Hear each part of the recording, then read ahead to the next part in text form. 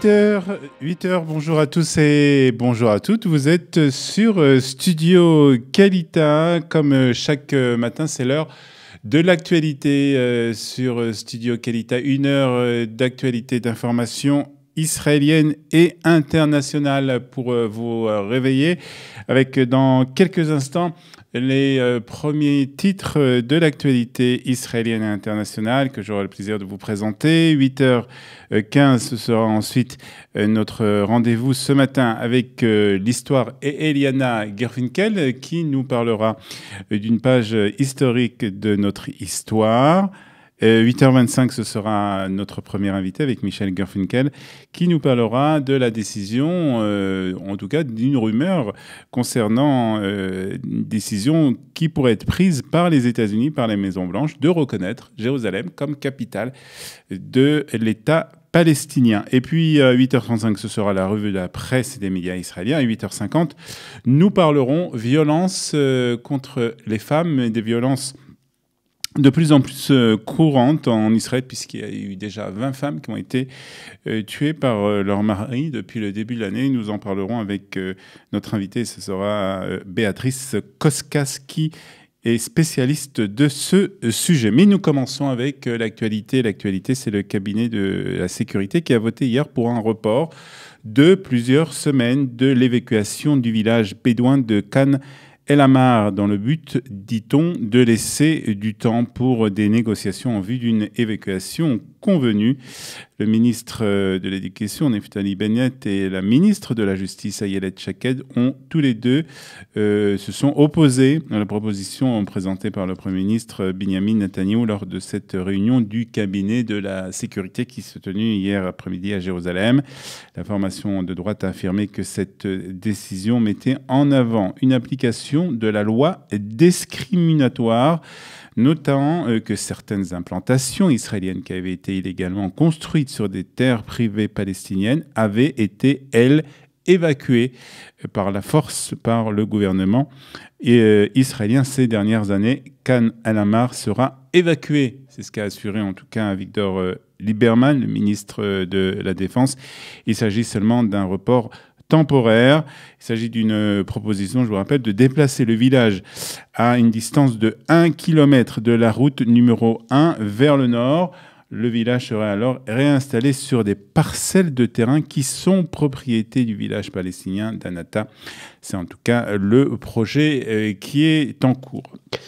Autre sujet de ce matin, sujet à la une de l'actualité ce matin, c'est l'accord de paix israélo-jordanien qui, comme vous le savez, a connu des hauts débats. Mais là, les commentateurs israéliens sont d'accord pour dire qu'il s'agit d'une des plus graves crises depuis la signature de cet accord il y a plus de 25 ans.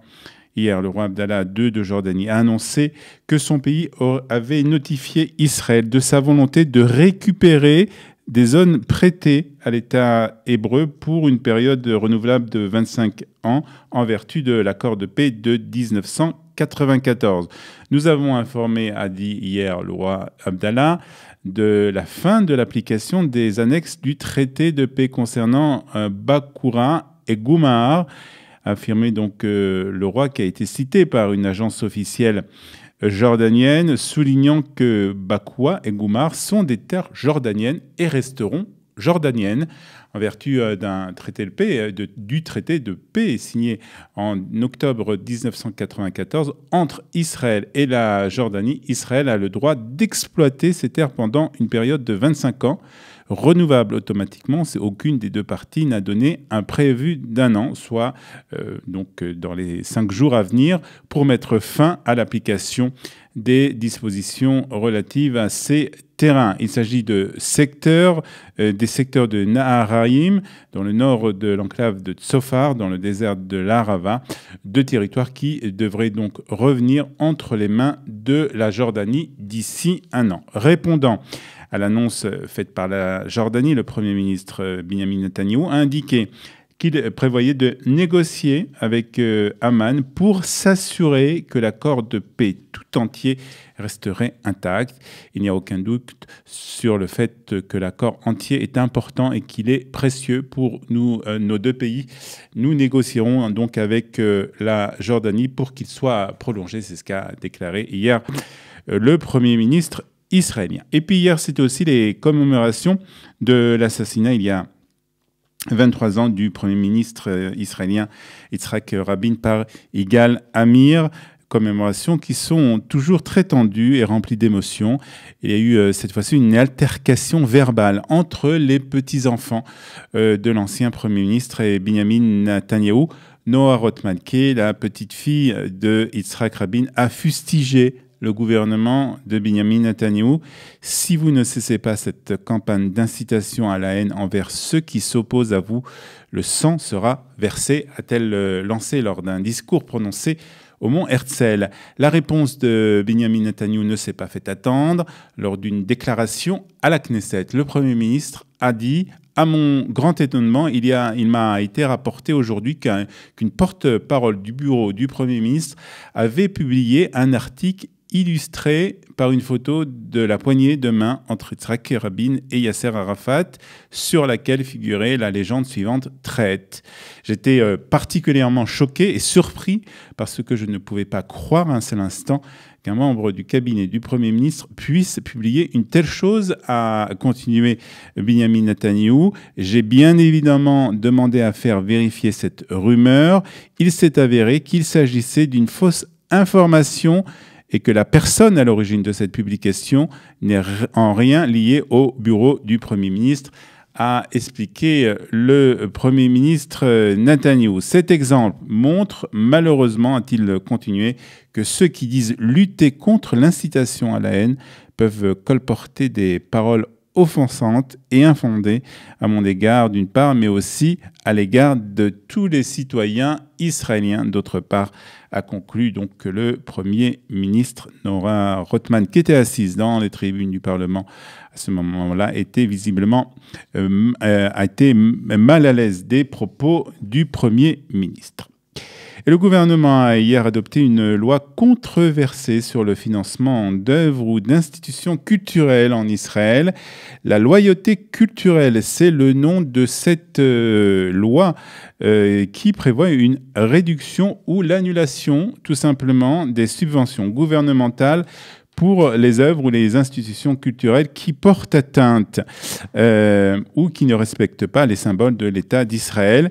Initiée par Miri Regev, la ministre de la Culture, elle a aussi déclaré que la liberté d'expression est une valeur centrale pour l'État d'Israël en tant qu'État démocratique. Mais préserver la liberté d'expression ne signifie pas permettre l'incitation à la haine contre l'État d'Israël et la démocratie israélienne. C'est ce qu'elle a donc déclaré pour défendre cette loi devant les membres du gouvernement. C'est une loi qui ne me plaît pas, a déclaré le Premier ministre israélien, qui a tout de même voté en sa faveur. Et puis sachez aussi que plusieurs sirènes d'alerte à la roquette ont retenti hier après-midi dans le conseil régional de Chof Ashkelon, de Yad Mordechai et de Netiv HaSahara, à proximité donc de la bande de Gaza. L'armée israélienne a peu après annoncé qu'il s'agissait de fausses alertes. Et puis, plusieurs manifestants ont bloqué hier l'entrée du ministère de la Sécurité intérieure. Ils se sont étendus sur des flaques de peinture rouge pour symboliser une effusion de sang afin de demander aux autorités israéliennes de prendre des mesures et de mettre fin à la violence à l'égard des femmes. L'organisation de femmes Naamat a distribué aussi 500 ballons transparents portant le slogan « Les pleurs des femmes transparentes ».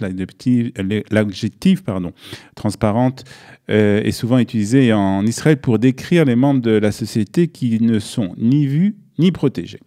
La semaine dernière, un policier a tué son épouse à leur domicile dans la ville de Netanya alors que 3 de leurs enfants étaient dans l'appartement. Mareshra Vaza, 24 ans, a été abattu ainsi que Angouche Kaimou Vaza, 36 ans, avant d'appeler la police à se rendre. Il a été placé en détention et puis Sachez aussi que 20 femmes ont été assassinées par leurs proches depuis le début de l'année. C'est un sujet que nous évoquerons aujourd'hui en fin d'émission vers 8h50 avec notre invité, l'avocat Béatrice Koskas. Voilà, on termine par la météo d'aujourd'hui avec un retour de l'été en Israël, oui, puisque les températures sont en hausse. Il fera 32 degrés aujourd'hui à Tel Aviv, 30 dans le Golan, 29 degrés à Jérusalem et 35 degrés à Eilat. 8h10, quelques notes de musique. Ensuite, nous allons passer à notre page historique avec Eliana Gerfinkel pour Un jour notre histoire.